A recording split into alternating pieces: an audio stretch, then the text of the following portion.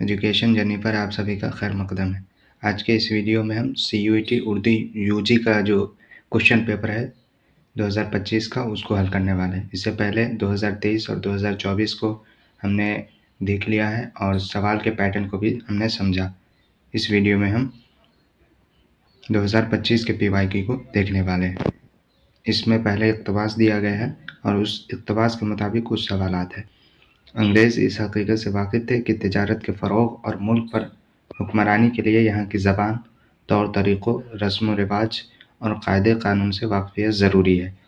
اس وقت حکومت کی زبان فارسی تھی، لیکن عوامی سطح پر بولی اور سمجھی جانے والی زبان اردو تھی۔ انگریزی گورنر جنرل ویلزلی نے یہ محسوس کیا کہ انگلینڈ سے آنے والے نئے حکام اور عام ملازمین دیسی زبانوں سے واقف ہو تو یہاں کے مالی اور فوجی انتظامات بہتر طور پہ سنبھالے جا سکتے ہیں۔ چنانچہ 4 مئی 1800 کو ایک مستقل تعلیمی ادارے فورٹ ولیم کالج کا قیام عمل میں آیا۔ ویلزلی نے کالج میں کئی شعبے قائم کیے اور لائق اساتذہ کا تقرر کیا۔ ڈاکٹر جان گلکرسٹ کو ہندوستانی زبان کے شعبے کا صدر منتخب کیا گیا۔ گلکرسٹ نے زبان کے مسائل میں گہری دلچسپی لی۔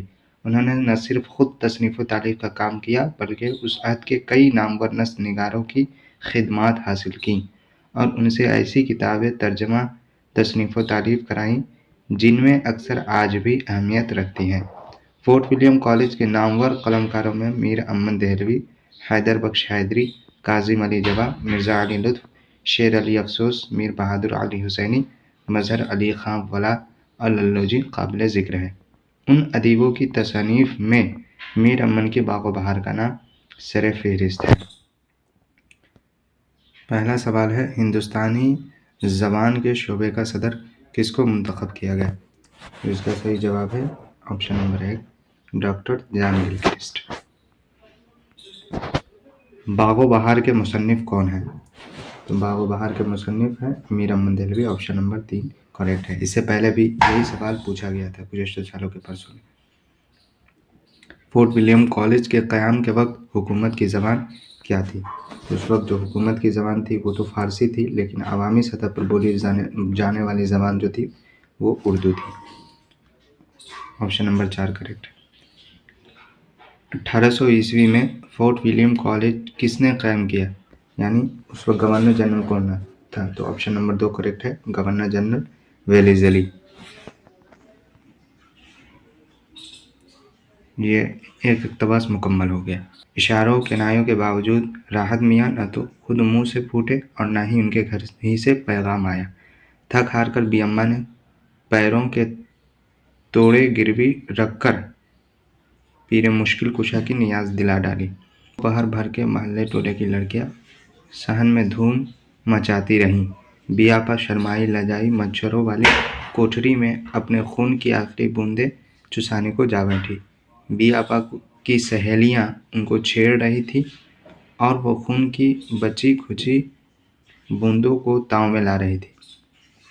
آج کئی روز سے ان کا بخار نہیں اترا تھا۔ تھکے ہارے دیے کی طرح ان کا چہرہ ایک بار ٹمٹماتا اور پھر بجھ جاتا۔ اشارے سے انہوں نے مجھے اپنے پاس بلایا، اپنا آنچل ہٹا کر نیاز کے ملیدے کی تشتری مجھے تھما دی۔ اس پر مولوی صاحب نے دم کیا، ان کی بخار سے دہکتی ہوئی گرم گرم سانس میرے کان میں لگی۔ یہ ملیدہ، اس نے اچھلتے ہوئے دل کو قابو میں رکھتے ہوئے کہا۔ اس کے پیر لرز رہے تھے جیسے وہ سانپ کی بامبی میں گھس آئی ہو، اور پھر پہاڑ کھسکا اور منہ کھول دیا۔ وہ ایک دم پیچھے ہٹ گئی، مگر دور کہیں بارات کی شہنائیوں نے چیخ لگائی جیسے کوئی ان کا گلا گھونٹ رہا ہو۔ کانپتے ہاتھوں سے مقدس ملیدے کا نوالا بنا کر اس نے راحت کے منہ کی طرف بڑھا دیا۔ بی اماں نے اپنے پیروں کے توڑے کیوں گروی رکھے؟ تو اس کا صحیح جواب ہے آپشن نمبر 2، نیاز دلانے کے لیے۔ مچھروں والی کوٹھری میں اپنا خون چسانے کون جا بیٹھی؟ تو اس کا صحیح جواب ہے آپشن نمبر 4، بی آپا۔ اشارے سے بلا کر کس نے نیاز کے ملیدے کی تشتری تھما دی؟ اس کا صحیح جواب ہے آپشن نمبر 1، بی آپا نے۔ مقدس ملیدے کا نوالا بنا کر کس نے راحت کے منہ کی طرف بڑھا دیا؟ تو اس کا صحیح جواب ہے بی آپا، آپشن نمبر 4۔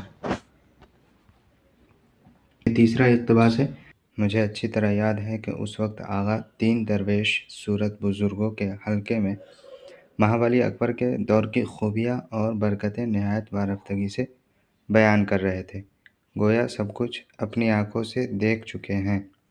ابوالفضل کے قتل تک پہنچے تو ایسی ہچکی بندھی کہ معلوم ہوتا تھا کہ انہیں اس واردات کی اطلاع ابھی ابھی ملی ہے۔ اس حرکت پر وہ شیخو کو ڈانٹ ڈپٹ کر ہی رہے تھے کہ اتنے میں پہلا درویش بول اٹھا، اماں چھوڑو بھی، بھلا وہ بھی کوئی زمانہ تھا جب لوگ 4 گھنٹے فی میل کی رفتار سے سفر کرتے تھے اور روسا تک جمعہ کے جمعہ نہاتے تھے۔ اس کا منہ آغا نے یہ کہہ کر بند کر دیا کہ حضرت اس سنہری زمانے میں ایسی سڑی گرمی کہاں پڑتی تھی۔ یہ نوک جھوک چل ہی رہی تھی کہ پہلا درویش پھر گمبھیر لہجے میں بولا، قاعدہ ہے کہ کوئی دور اپنے آپ سے مطمئن نہیں ہوتا۔ آج آپ اکبر اعظم کے دور کو یاد کر کے روتے ہیں، لیکن مجھے یقین ہے کہ اگر آپ اکبر کے عہد میں پیدا ہوتے تو علاء الدین خلجی کے وقتوں کو یاد کر کے آپ دیدہ ہوتے۔ اپنے عہد سے غیر مطمئن ہونا بجائے خود ترقی کی نشانی ہے۔ سچ تو یہ ہے کہ حکومتوں کے علاوہ کوئی بھی اپنی موجودہ ترقی سے مطمئن نہیں ہوتا، چگی داڑھی والے درویش نے کہا۔ اکبر کے دور کی خوبیاں اور برکتیں نہایت وارفتگی سے کون بیان کر رہا تھا؟ اس کا صحیح جواب ہے آپشن نمبر 1 آغا۔ قاعدہ ہے کہ کوئی دور اپنے آپ سے مطمئن نہیں ہوتا، یہ جملہ کس نے ادا کیا؟ تو آپشن نمبر 3 صحیح ہے، پہلا درویش۔ سچ تو یہ ہے کہ حکومتوں کے علاوہ کوئی بھی موجودہ ترقی سے مطمئن نہیں ہوتا، یہ جملہ کس نے ادا کیا؟ اس کا صحیح جواب ہے آپشن نمبر 4 چگی داڑھی والے درویش نے۔ اپنے عہد سے غیر مطمئن ہونا کس چیز کی نشانی ہے؟ تو اس کا صحیح جواب ہے آپشن نمبر 2 ترقی کی نشانی۔ مترادف کس کو کہتے ہیں؟ تو اس کا صحیح جواب ہے آپشن نمبر 3 معنی کے اعتبار سے ایک دوسرے کے قریب ہو۔ دل نادہ تجھے ہوا کیا ہے، آخر اس درد کی دوا کیا ہے، غزل کا یہ پہلا شعر ہے، اس کو کیا کہتے ہیں؟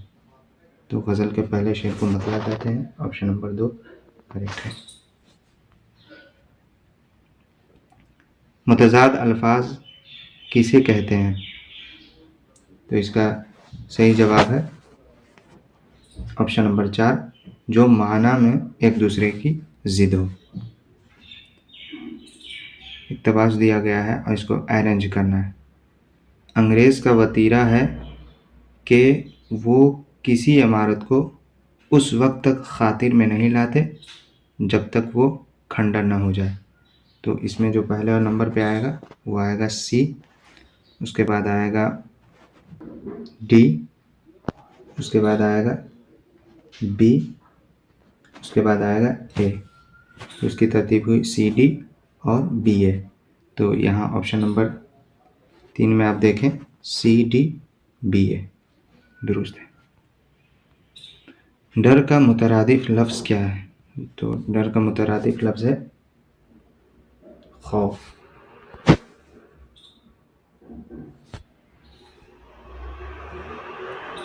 میں اوس بن کے برس جاؤں سبزے پر، صحیح لفظ سے خالی جگہ پر کیجیے۔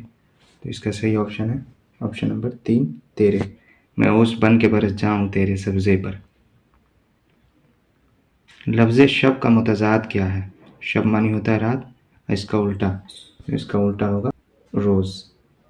اب یہاں پر دیکھیں، یہاں دن بھی ہو سکتا تھا، لیکن چونکہ شب کے ساتھ ہمیشہ روز بولا جاتا ہے، یہ روز مرہ ہے، شب و روز بولتے ہیں، اس لیے یہاں پہ جو صحیح آپشن ہوگا آپشن نمبر 2 روز ہوگا۔ لفظ شمشیر کے کیا معنی ہے؟ تو شمشیر کا معنی ہے تلوار، آپشن نمبر 4 صحیح ہے۔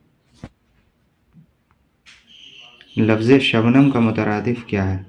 تو شبنم کا مترادف ہے اوس، آپشن نمبر 1 صحیح ہے۔ سر سید نے انشا پردازی کے ترقی کے جو طریقے ایجاد کیے ان میں سے ایک یہ تھا کہ بہت سے اعلیٰ درجے کے انگریزی مضامین کو اردو زبان کا قالب پہنایا، لیکن ترجمے کے ذریعے سے نہیں، کیونکہ یہ طریقہ اب تک بے سود ثابت ہوا۔ تو اس میں پہلے نمبر پہ آئے گا بی، اس کے بعد ڈی، اس کے بعد سی، اس کے بعد اے۔ تو اس کے مطابق جو سب سے صحیح آپشن ہے وہ آپشن نمبر 2 ہے، بی، ڈی، سی اور اے۔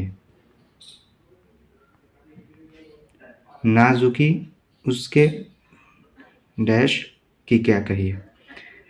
پنکھڑی ایک گلاب کی سی ہے۔ ذیل میں درج درست لفظ سے شعر کا پہلا مصرع مکمل کیجیے۔ تو اس کا جو صحیح آپشن ہوگا آپشن نمبر 3، لب، یعنی نازکی اس کے لب کی کیا کہی ہے؟ پنکھڑی ایک گلاب کی سی ہے۔ لفظ عیب کی جمع کیا ہے؟ تو عیب کی جمع ہوگی عیوب، آپشن نمبر 4 صحیح ہے۔